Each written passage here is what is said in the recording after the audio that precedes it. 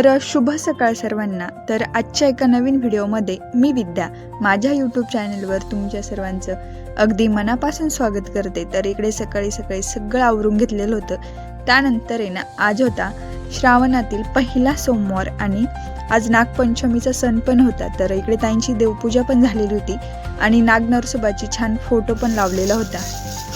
तर त्यानंतर आहे ना, गाडी बरेच दिवस झाले धुवून काढलेली नव्हती आणि आता सध्या पाऊस पण उघडलेला आहे, तर खूप गाळ वगैरे झालेलं होतं तिला।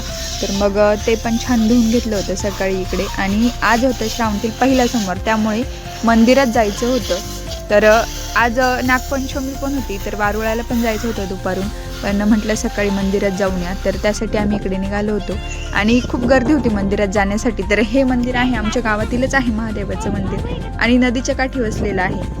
तर खूप साऱ्या बायका जाऊन आलेल्या होत्या, पण आम्हाला उशीर झाला होता जाण्यासाठी। आणि जाता जाता आहे ना, खूप सारा वारा सुटलेला होता, तर माझ्या ताटातील फुलं पण उडून जात होती।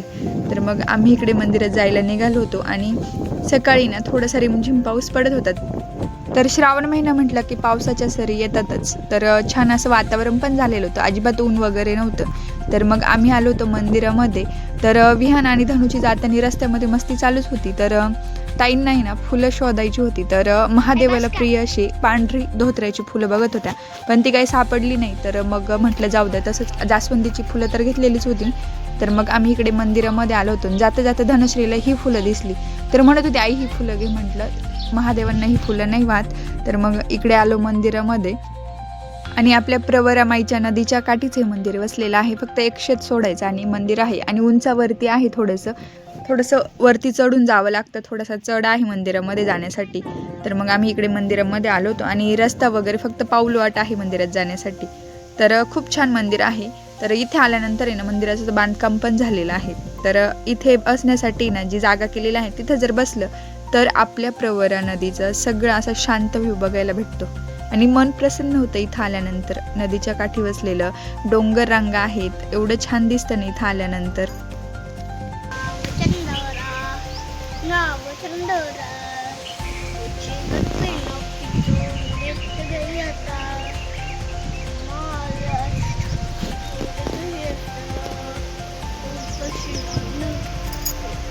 तर आज श्रावणातील पहिला सोमवार असल्या कारणाने ना, खूप सारी गर्दी असल्या कारणाने आतमध्ये ना मग आम्ही निवांत पूजा केली। सगळ्यांची पूजा झाल्यानंतर आम्ही आतमध्ये गेलो होतो आणि महादेवाचं नाव घेतलं की मनाला एक वेगळी शांतता मिळते। महादेव आपल्याला एक सुंदर गोष्ट शिकवतात, आयुष्यात कितीही वादळ आली तरी स्वतःचा संयम सोडायचा नाही।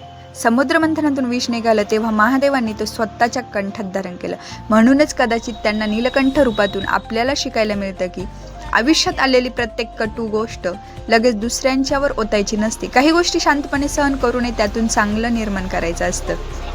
महादेव भोळे आहेत असं आपण म्हणतो, पण त्यांचं रूप आहे ना आपल्याला खूप काही शिकवतं। साधेपणा, संयम, वैराग्य आणि करुणा। आपण महादेवांकडे कितीही काही मागितलं तरी शेवटी एकच मागावं, देवा माझ्या आयुष्यात सुख दुःख काहीही येऊ दे, पण तुझा माझ्यावरचा विश्वास कधीही कमी होऊ देऊ नकोस। कारण परिस्थिती बदलायला वेळ लागतो, पण मनात महादेवाचा विश्वास असेल ना, तर कठीण परिस्थितीही जगण्याची ताकद मिळते। ओम नमः शिवाय।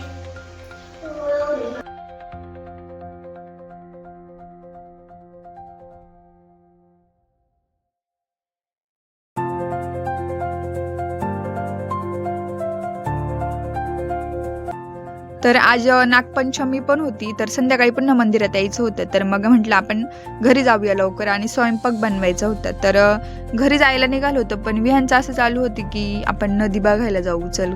तर तसं काही सारखं येणं होत नाही नदीच्या कडेला, इकडे काही मंदिरात वगैरे यायचं असलं तरच येतो। तर मग इकडे ना नदी बघायला गेलो होतो आम्ही।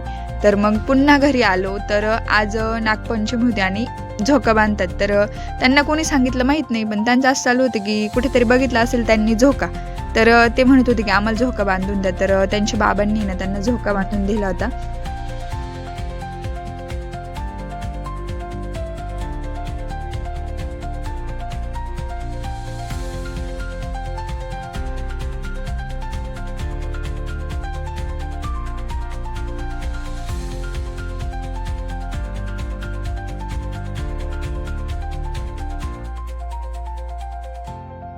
तर मुलं बाहेर झोका खेळत होती आणि आता पुरणपोळीचा स्वयंपाक बनवायचा होता। तर कुकरमध्ये ना इकडे ना पुरणाची डाळ पण लावलेली होती आणि सारासाठी मसाला पण वाटून ठेवलेलं होतं, कारण की 6 वाजता लाईट जातेच.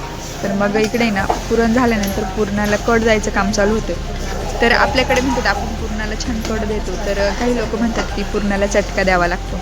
तर मग इकडे माझं ते चालू होतं आणि आज थोडंसं लवकर नैवेद्य करायचं होतं, कारण की वारुळाला पण जायचं होतं. आणि मस्त असं गुळाचं पाणी पूर्ण सुकल्यानंतरच पुरणाला छान कड बसतं असं म्हणतात.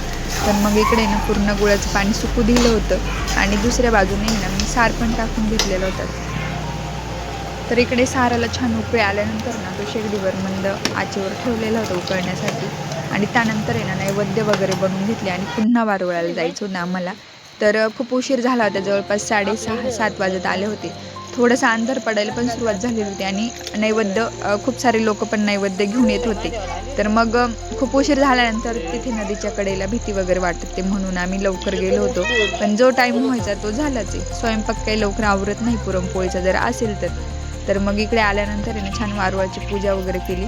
आणि सकाळी आलो त्याच ठिकाणी ना मंदिरासमोरच खूप मोठं वारुळ होतं. तर मागच्या वर्षी तर खूप मोठं वारुळ होतं, माहीत नाही काय झालं होतं. पण आत्ता वारुळ नव्हतं तिथे, फक्त वारुळाची जी जागा आहे ना ती खाली गेलेली होती आणि तिथे वारुळ होतं म्हणून सगळी लोक तिथे पूजा करत होती.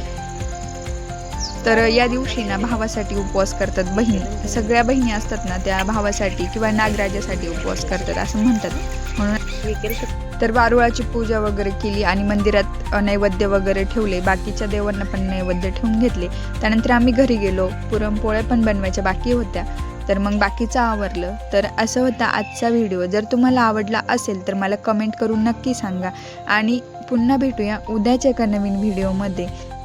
आणि मी माझ्या यूट्यूब चॅनलवरती लाईव्ह घ्यायला पण सुरुवात केलेली आहे, तर मी लाईव्हची अपडेट तुम्हाला देतच राहील. तर माझ्या यूट्यूब चॅनलवरती तुम्हाला कोणत्या प्रकारचे व्हिडिओ बघायला आवडतील ते पण मला कमेंट करून नक्की सांगा. आणि भेटूया उद्याच्या एका नवीन व्हिडिओमध्ये. तोपर्यंत चलो बाय.